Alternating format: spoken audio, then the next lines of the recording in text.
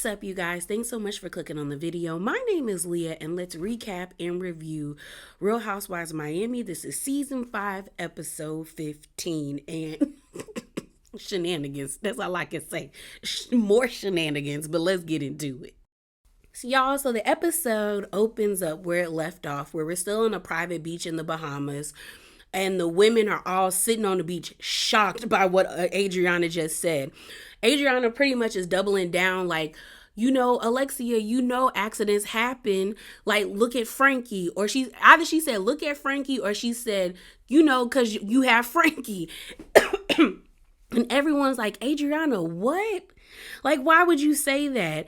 Like, you could tell that everybody was taken aback by what she said. Even her best friend, her bestie, Julia. Even though you couldn't see Julia's eyes, Julia's body language shifted. Like, she couldn't even, like she was even shocked that Adriana had said that. And Alexia is fuming. Like, she's crying, but you can tell that they're angry tears. And she's telling Adriana to shut up. Like, don't say my son's name. Don't mention my son's name. And then Adriana keeps doubling down on what she's saying. And then Alexia just like clicks out, and she's like, you know what? You're a horrible person, and that's why everything that has happened to you, you deserve it. Then Adriana's sitting on the chair talking about, come on, Alexia, get out your rage on me. And that pisses off Alexia even more, because it's like Adriana isn't even realizing what she said was offensive, that it was wrong. So everyone's just like, Adriana, stop. You got Nicole being like, let's not compare trauma. This is not the oppression Olympics. You have Gertie being like, let's stop mentioning Frankie. Let's stop mentioning Frankie. Kiki is rubbing Alexia's back. Marisol goes and sits beside Alexia because they're besties. Alexia is laying on Marisol's shoulder, like crying, like I just really like can't believe that girl just said that. You got Larsa being like, your foot's not broken, because Adriana keeps saying, I could have broken my foot. And Larsa's like, but your foot isn't broken. Like, she's standing up and she's like, but your foot isn't broken, Adriana. Like, what are you saying? So Alexia is just like, you know what? I'm done. I'm done with you. I am done with you. And so she gets up and she walks towards the ocean. Larsa gets up and follows her. You have Marisol still sitting in the little the beach chairs, and she gets up and she gets really close to Adriana, and she's like, you're an a-hole. You're an a-hole. Julia speaks up for Adriana because I guess she felt like Adriana was being ganged up upon, and she says something to Marisol, but I didn't make it out. But Marisol tells Julia to shut up. Julia gets up and tries to throw a bucket or doused her with a bucket of ice water. And Marisol pushes it out her way. And they're like, oh my goodness, are y'all about to fight? And Marisol's like, what are you doing, Julia? Like, what's wrong with you? Kiki gets up and she's like, yo, we're not about to get physical. That is not this type of show. Like, no, we're not doing this. This is not Baddies West. Chill out. Chill out, bro. Chill. So you have Nicole and Gertie being like, bro, we're in the Twilight Zone. Like, this is... being like, this is the Twilight Zone. Like, I can't believe this is happening. Like, what, why are y'all doing this? So in the ocean, you have Kiki, Larsa, Marisol, and Alexia. And Alexia is telling the other girls, like, she said that to hurt me. Like, there was no reason for her to even mention my son's name. She said that to hurt me, and she's jealous and she's bitter, and I'm done with her. I'm done with her. Marisol is like, me too. Like, I could have gotten over the whole, you talking to my ex thing, but you mentioned Frankie. Like, yeah, bro, I'm done. And I expected that out of Marisol. If we've been friends that long, and you disrespect my friend that way, especially if it's someone that's my best friend, then I'm not fooling with you anymore. And they're just like, yeah, we're done with her. We don't need to be eating dinner with them tonight, even though the dinner is supposed to be like a celebration for Julia's 50th birthday, as well as Kiki's birthday. So on the beach, you have Julia, Adriana, Gertie, and Nicole. And Gertie and Nicole are trying to get Adriana to realize what she said was wrong. Gertie's like, you're talking about what could have happened, but your foot isn't broken. We're in the present. Presently, you're okay. You're fine. This doesn't make sense. It was an accident. You're fine. Nicole is saying, I understand where you're coming from. I understand why Alexia got triggered. That's a sensitive topic.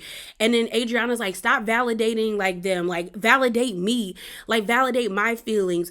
And she's like, I'm a woman of a certain age. Like my foot could have gotten broken. If it was broken, I can't eat. I can't, I can't sustain myself. I live alone. I'm always alone.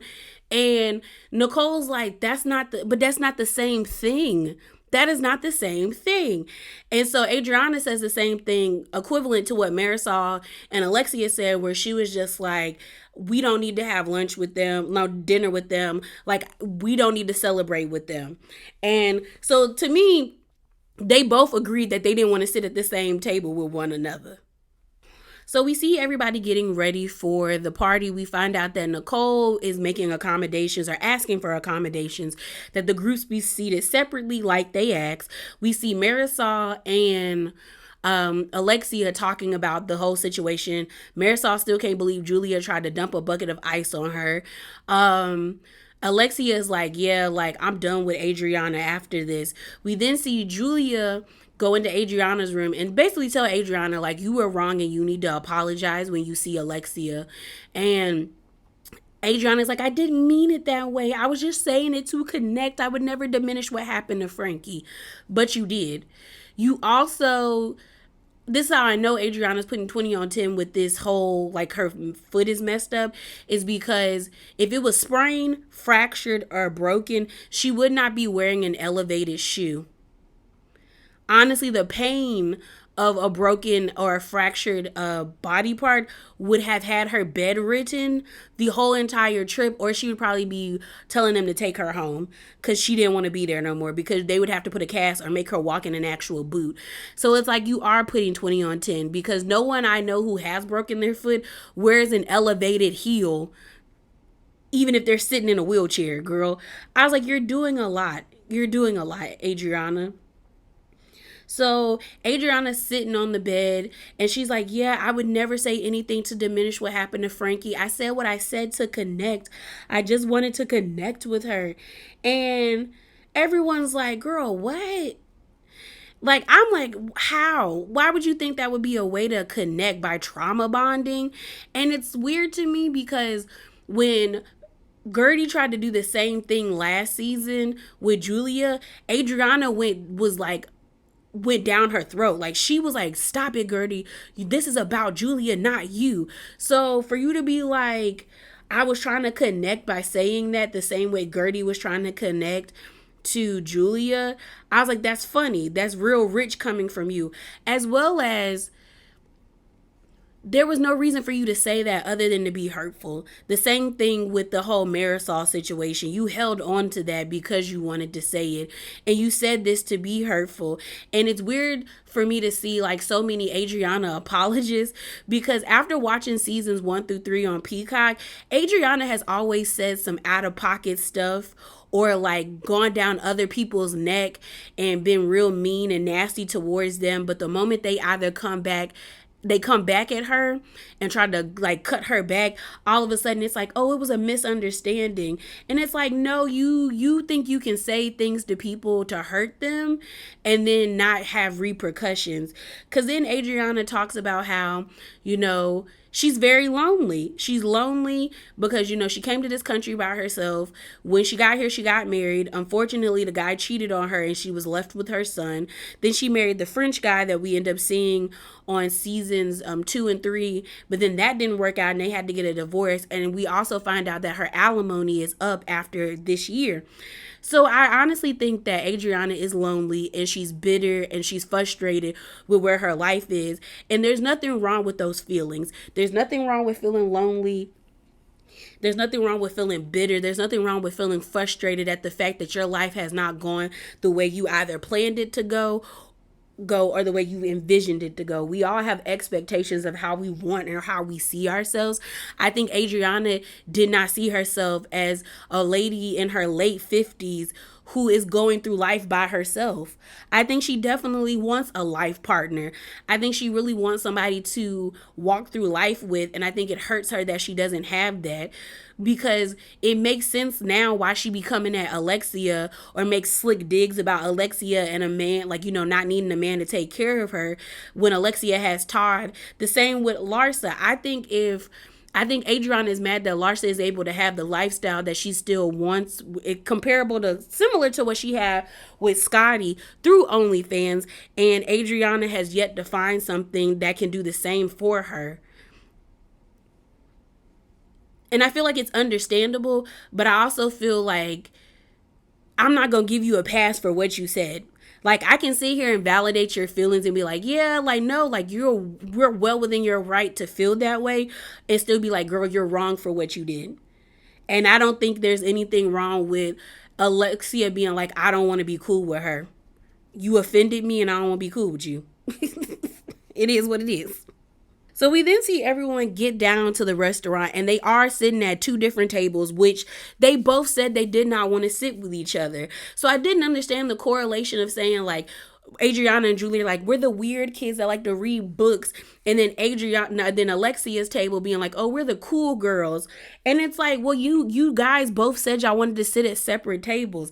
And don't get me wrong, Alexia does have this Regina George complex, and I'm like, sis, you're not 15. You're not the 18-year-old like prom queen. Like, girl, no, you're not that girl. You must have peaked in high school, because there's no need for you to act that way. But I'm not going to fault them for saying that they don't want to sit at the same table and they don't want to accept Alexia's apology.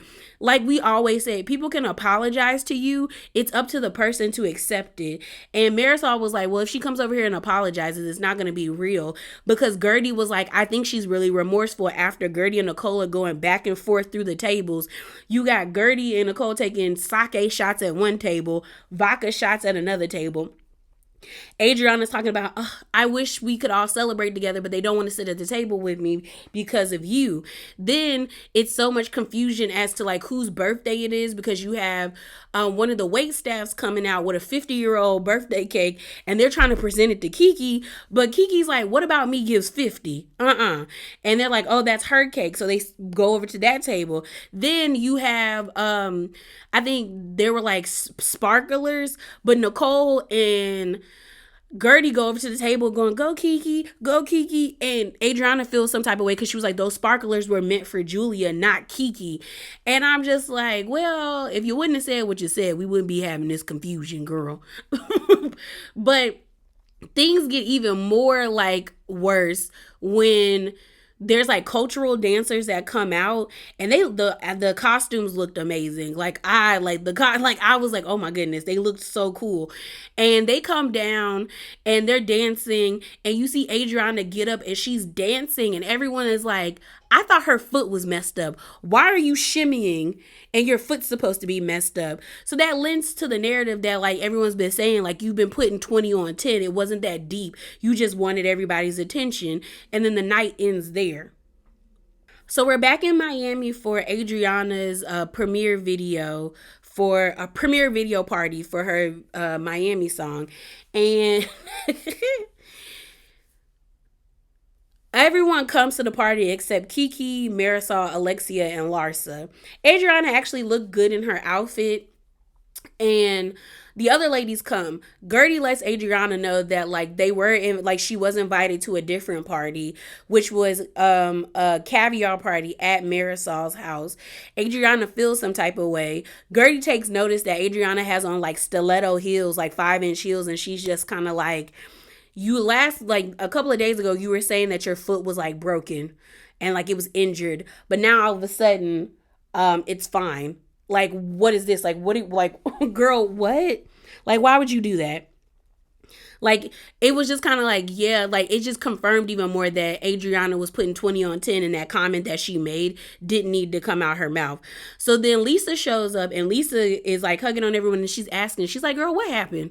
Like, because I heard the story, but I want to hear your side.